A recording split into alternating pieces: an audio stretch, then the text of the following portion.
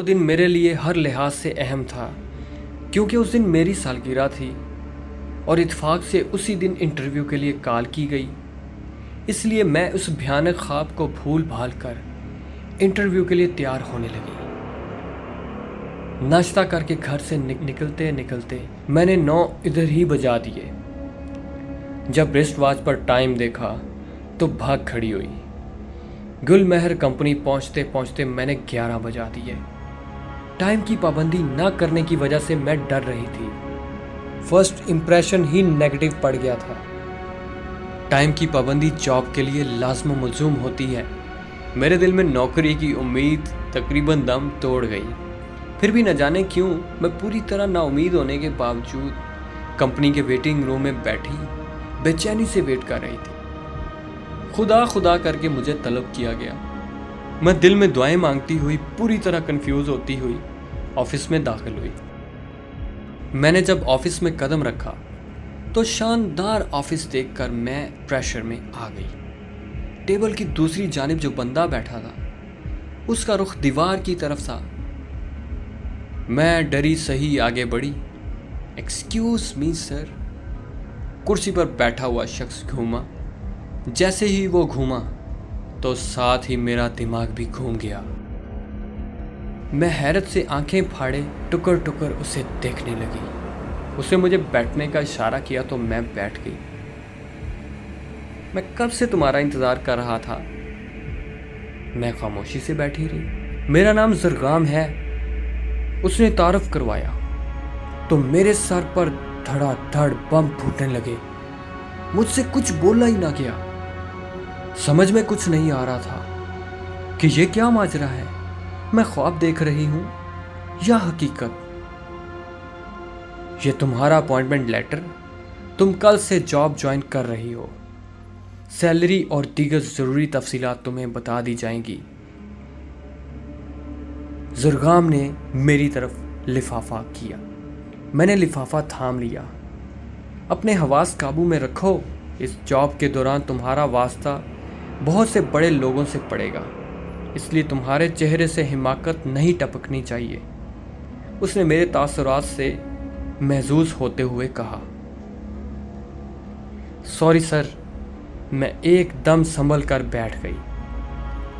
میں نے بلا ارادہ سوری کہہ دیا، جبکہ میں جانتی بھی نہ تھی کہ میں سوری کیوں کہہ رہی ہوں۔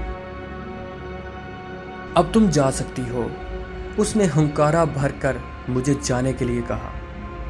سنو، میں دروازے تک جا کر اس کی آواز پر پلٹی۔ تمہیں رات کے وقت کام پر آنا ہوگا، دن کے وقت یہ کمپنی بند رہتی ہے۔ میں اس کی بات پر الجھتی ہوئی گھر چلی آئی۔ گھر میں جشن کا سماں تھا۔ اماں ابا نے پارٹی کا پورا انتظام کر رکھا تھا۔ چھوٹی سی پارٹی صرف چند دوستوں پر مشتمل تھی، جس میں ہمارے عزیز رشتہ دار شامل نہیں تھے۔ پارٹی کے ہنگاموں میں رات کا 1 بج گیا۔ بڑوں کی محفل جم گئی۔ اماں نے چائے کافی کی ڈیوٹی سنبھال لی۔ ان میں کوئی میرا ہمعمر نہیں تھا، اس لیے میں اکتا کر اپنے کمرے کی طرف جانے لگی۔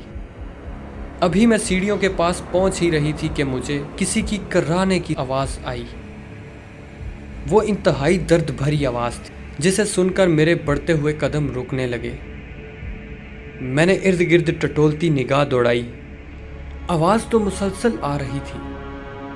میں آواز کا تعاقب کرتے کرتے گھر کے پچھلے حصے میں آ گئی۔ وہاں جو میری آنکھوں نے دیکھا، اسے دیکھ کر مجھے حیرت کا شدید جھٹکا لگا۔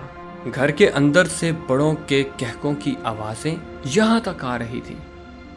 میں نے بار بار آنکھوں کو مل کر دیکھا۔ یہ حقیقت تھی۔ میں اس کو جاگتی آنکھوں سے دیکھ رہی تھی۔ میں ابھی سوچ رہی تھی کہ میرے ساتھ کیا ہو رہا ہے۔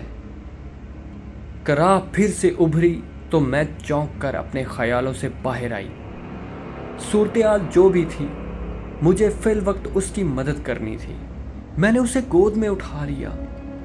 اسے گود میں اٹھاتے ہی میرے ہاتھ پر چپچپاہٹ محسوس ہوئی۔